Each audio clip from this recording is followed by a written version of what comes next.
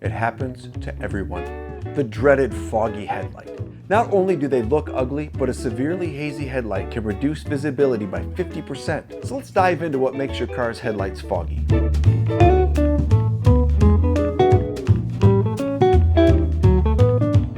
Dirt buildup, chemicals, and flying debris add up over the years. The water vapor can creep its way into an older car's headlights, causing condensation, and oxidation can eventually turn veteran headlights yellow. In other words, just about everything will make your car's headlights hazy.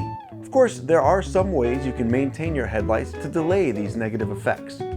One of the simplest ways to make sure your headlights don't turn foggy is by simply parking your car in the shade.